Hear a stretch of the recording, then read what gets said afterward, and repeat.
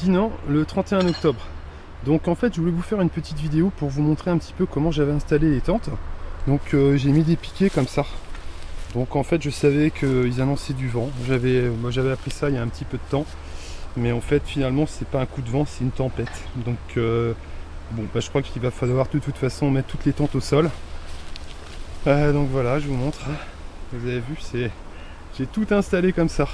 Donc ça j'ai vu ça dans la vidéo de Marc, Apis mellifera naturalis. Donc il y avait Sophie qui faisait une vidéo qui montrait en fait qu'elle avait tout simplement mis sa tente en fait comme ça, avec des piquets. Donc je me suis dit ben pourquoi pas faire pareil et tout. Je pense que ça a l'air d'être pas mal. Si ça marche pas, de toute façon j'ai une autre solution. Là donc les tentes étaient tombées depuis 10 jours. Donc en fait là j'ai attrapé beaucoup de frelons aujourd'hui. Ouais, j'en ai beaucoup attrapé. Vous en voyez au fond là-bas qui sont encore un petit peu vivants. Là ça bouge encore un petit peu. Parce que du coup je me suis rendu compte, parce que j'ai vérifié les ruches. Celle-ci elle manque un petit peu de nourriture. Et en fait en les vérifiant j'ai vu qu'il manquait en fait tout simplement que j'avais des frelons en fait qui attaquaient un petit peu les abeilles. Donc du coup je les ai vite remises. Je vais certainement les enlever demain, mais je pense que je vais les laisser un petit peu dans la tempête. Je vais venir un petit peu, je pense vers 21 h ou je sais pas. Comme ça je vais regarder un peu comment ça se passe. Je vais prendre une lampe torche, peut-être que je filmerai, mais c'est pas sûr. Ça se trouve je suis obligé de faire autre chose. Donc voilà, donc elles étaient au sol. Donc après dans les cages de capture, j'ai peut-être des trucs, c'est pas très propre, hein. Les frelons c'est pas au top, hein. Donc ça va pas attrapé énormément, hein. Là tous les frelons sont sur le côté parce que c'était tout le temps, enfin les tentes sont pas mal restées au sol, hein. Ici il y a énormément de vent, donc ça tenait pas forcément super bien. Tiens regardez, on a un frelon qui est là. On va essayer de voir si on peut essayer de... Oh je pense que vous avez vu, il réagit même plus. Oh bah il mettrait bien un petit coup de dard quand même, mais bon. On va pas trop le tester. Ça c'est un frelon, ça fait longtemps qu'il est dans la tente. Il cherche à sortir, il sait plus du tout comment faire. Il a plus de force. Il va tomber tout seul. Voilà. Je suis content, c'est bien. Franchement, je me disais, il faut peut-être remettre des portières vertes. C'est pas forcément une mauvaise idée. Mais je me suis dit, il faut surtout remettre les tentes pour attraper ce qui reste, hein, parce que sinon ça va faire des dégâts. Par contre, ouais, il y a quelque chose de très important que je voulais vous dire. Dans ma dernière vidéo, en fait, je donne un très mauvais conseil. Et je voudrais revenir là-dessus. Parce que je vous ai dit, en fait, que je nourrissais mes ruches avec du miel. Et c'est pas forcément une bonne idée de faire ça. Moi, si vous voulez, bon, bah, au niveau des maladies, je suis très maniaque. Je fais super attention. Dès que j'ai quelque chose, j'élimine la reine. Que ce soit même des maladies qui ne soient pas si graves que ça, comme des mycoses ou autres, hein, je finis toujours par éliminer la reine. Parce que sinon, après, ça contamine tout le monde et c'est compliqué. Donc c'est pour ça que je me permets de donner du miel. Mais si vous débutez en apiculture, si vous avez l'impression de ne pas avoir de maladie ou quoi que ce soit, ne mettez pas de miel. Parce que le problème, c'est qu'au début, on a du mal à identifier les maladies. Et donc il vaut mieux pas mettre de miel au début quand on débute. Après quand on a plus d'expérience, qu'on connaît bien les maladies, qu'on reconnaît bien les choses, qu'on sait que le miel qu'on récupère de nos ruches est top, je veux dire vraiment sans aucune maladie, bah là à ce moment là ouais. Là je pense que là vous pouvez bon celle-ci elle est morte malheureusement. Donc là voilà comme je vous disais, là vous pouvez je pense mettre du miel. Voilà, mais il faut vraiment être sûr et certain de la qualité sanitaire de son rucher. Si on a des maladies, même des petites choses, et bien évidemment il va pas falloir du tout mettre de miel. C'est très important. Et je vous dis ça parce que je vais encore revenir là-dessus, mais je suis un petit peu obligé parce que j'ai vu une vidéo hier du coréen qui fabrique le piège, vous savez, avec la nasse, avec le cône. Et bien il a fait une vidéo hier où en fait il montre une de ses ruches qui est à la loque. Donc voilà, vous voyez, c'est un petit peu prémonitoire, on dit les choses. On explique que justement mettre des hausses comme ça alléchées à l'air libre où toutes les abeilles peuvent venir, celles de votre rucher, celles d'autres ruchers, enfin toutes les abeilles comme ça se mélangent, et bien ça amène des maladies comme la loque. Voilà. Alors je sais qu'il y a des gens qui n'y croient pas, qui disent non c'est pas vrai. Ben si c'est vrai et vous en avez la preuve. D'ailleurs je vais vous mettre le lien. Donc ça c'est quelqu'un qui fait des millions de vues. Il se déguise en Spider-Man, je vous parle du coréen. Il se déguise en Spider-Man, il fait des millions de vues.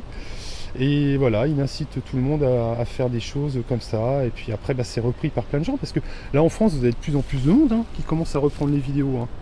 Ouais, tout le monde commence à reprendre cette vidéo parce qu'ils se disent, bah voilà, ça fait des millions de vues. Alors pourquoi moi, je ne ferais pas des millions de vues en mettant ça pourquoi pas. Donc Les gens font pas attention, ils se disent pas bon ben voilà le problème. Alors évidemment la loc ça peut arriver autrement, hein, mais c'est dans ce genre de situation, c'est-à-dire c'est pas forcément ces ruches à ce monsieur, à ce coréen qui les a contaminés, c'est peut-être des abeilles de l'extérieur qui viennent d'autres ruches, ou peut-être des abeilles sauvages qui sont tombées malades. Et c'est pour ça qu'il faut pas faire ça. Ne mettez pas de housse. En plus, moi ce que je comprends pas, c'est que vous avez des gens qui ont testé ce genre de nasse et qui disent que ça marche très très bien avec des fruits un petit peu mûrs, du raisin, des choses comme ça. Donc pourquoi aller prendre des risques sanitaires? Moi je trouve ça c'est bizarre. Voilà, je trouve ça un petit peu bizarre. Donc moi je vous incite à faire tourner la vidéo que je vais vous montrer, les deux vidéos, de vous montrer que ce pauvre monsieur, malheureusement il fait ce genre de technique, mais après derrière ben, il récolte la loc. Donc bah voilà, c'est exactement ce que je vous disais, vous voyez. Évidemment tout le monde peut attraper la loc, mais c'est parfois à cause de son voisin aussi, qui a laissé une vieille ruche, qui était malade ou autre, voilà. Donc si vous laissez des hausses comme ça, là c'est la meilleure façon de vous contaminer en maladie. Il y a la loc, mais vous avez plein d'autres choses. Donc voilà. Donc voilà, en conclusion, le coréen qui fait ce genre de technique, ben, il nous filme une ruche avec la loc. Ben, j'insiste, hein, parce que je trouve ça quand même, c'est assez prémonitoire finalement ce que je vous avais dit. Et je le dis juste avant, la vidéo juste après, le mec il nous dit bah ouais regardez c'est vrai j'ai la loc, je fais ce genre de technique et j'ai la loc. Donc voilà, je vais vous mettre le lien hein, des deux vidéos, tiens, je vais vous mettre le, voilà. Donc moi je trouve ça dommage parce que c'est comme ça qu'on attrape ce genre de maladie. Donc là vous voyez aucune abeille sortir, en fait je vous avais fait une super vidéo ce midi. Et j'avais super bien commencé, c'était plus lumineux, il y avait des abeilles, il y avait des trucs géniaux. Mais malheureusement, bien, j'avais pas assez de batterie, j'avais pas rechargé la batterie, donc je reviens, là c'est plus sombre, hein, voilà, c'est un petit peu plus sombre, hein, on voit pas d'abeilles, mais les abeilles travaillent, hein. De toute façon ces ruches là, elles sont pas à fond au niveau nourriture, hein. Elles manquent un petit peu, mais ça va aller, hein. Ça va aller, hein. Bon après il y a des ruches un petit peu plus fortes que les autres. Par contre ce qui est super intéressant, de toute façon ce rucher là il a eu pas mal de soucis, hein. J'ai eu plein d'essaimages et tout, donc forcément ce sera pas au top du top. Par contre le rucher, le premier rucher que je vous montre, les premières vidéos, là c'est absolument exceptionnel. Là où j'ai toutes les tentes, toutes les ruches vont super bien, la nourriture est superbement équilibrée, c'est le top du top, on peut pas trouver mieux. J'ai plein d'abeilles, en fait en gros j'ai autant d'abeilles que la dernière fois que j'ai contrôlé, c'est-à-dire en début, celle-ci ça devait être vers le 10 septembre. Donc là je suis super content. Donc là-bas par contre j'ai mis les tentes au sol, alors je vous ferai peut-être une petite vidéo. Donc voilà. Voilà ce que je voulais vous montrer un petit peu. Comment ça peut être intéressant de mettre ces tentes si on a du vent. Franchement moi j'ai regardé, je les ai testés comme ça en les bougeant un petit peu. Ah ça tient super bien. Hein. Donc, vous voyez bien, hein, là il y a du vent, ça bouge pas du tout. On n'a pas beaucoup de vent. Hein. Mais demain je vais justement pouvoir regarder un petit peu. Je pense que je vais être obligé de les mettre au sol, hein, parce que demain c'est une tempête. Mais je vais attendre, au début on va certainement avoir 50-60 km/h, donc je vais voir comment ça tient. Et puis après au bout d'un moment je vais tout mettre au sol, ça va m'amuser et tout. Ça va bien m'amuser je pense. Donc voilà, bah, c'est une météo un petit peu sombre, hein. Voilà.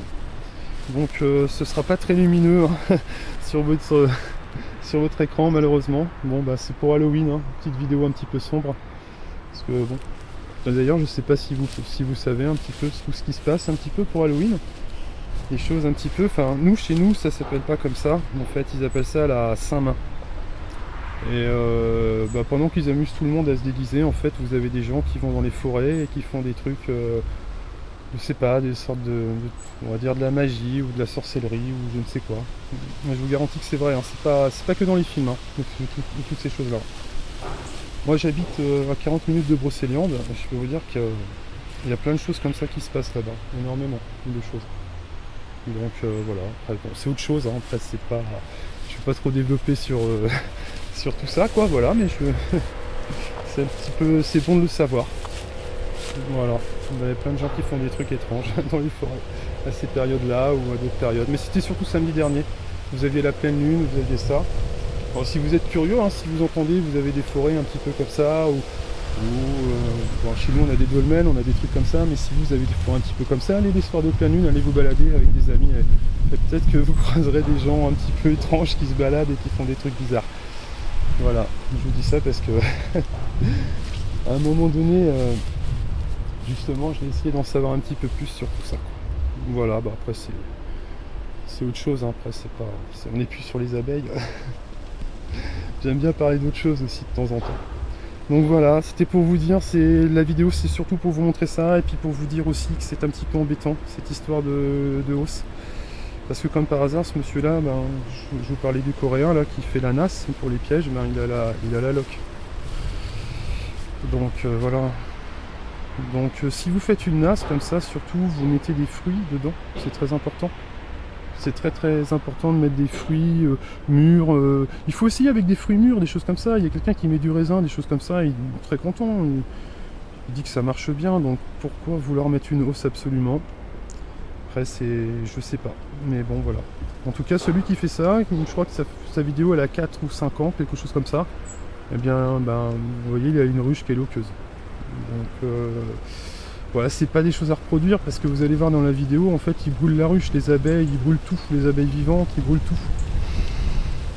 Voilà, c'est malheureusement quand on a une maladie aussi grave, ben, c'est ce qui se passe, on est obligé de tout voler. Donc c'est pour ça, si on est impeccable au niveau sanitaire, c'est des maladies qu'on n'a pas souvent, ça. Très rarement, c'est très rare. Si vous êtes vraiment bon au niveau sanitaire, en général, vous n'aurez pas ce genre de maladie, c'est très très très très rare. Donc voilà, moi si vous voulez au niveau des maladies je connais bien parce que j'ai commencé l'apiculture en faisant que de l'élevage.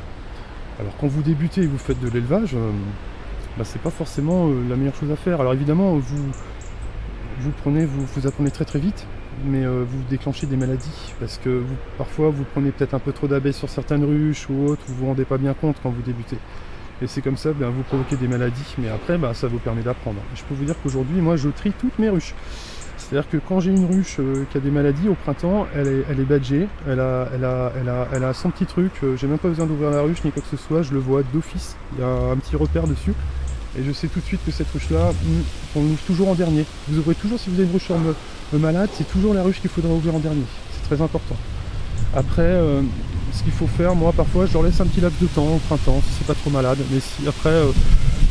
quand j'ai décidé de réouvrir et que ça ne va toujours pas, ben là je tue la reine et parfois j'enlève des cadres, je garde que les abeilles. Et ça va dépendre en fait, ça va dépendre de l'infestation, de la maladie.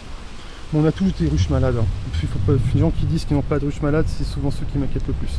Parce qu'on a tous quelques ruches malades, hein, c'est inévitable malheureusement, c'est comme ça. Voilà ce que je voulais vous dire. C'est très important le sanitaire, très très important pour tout le monde. Donc voilà, vous avez vu un petit peu l'installation, c'est pas mal. Je pense que ça tiendra beaucoup mieux comme ça. Je pense qu'à l'avenir tout va être mis comme ça. Au moins c'est plus simple, hein, parce que sinon avec le vent ça tombe. Donc c'est jamais marrant de tout remettre après. Donc voilà, j'espère que Marc sera content parce que j'ai vraiment bien mis les choses. Cette fois-ci, j'ai mis les petits clips et tout, il m'a jamais rien dit et tout, mais j'ai tout. J'ai tout bien mis, voilà, sur les tentes. Voilà.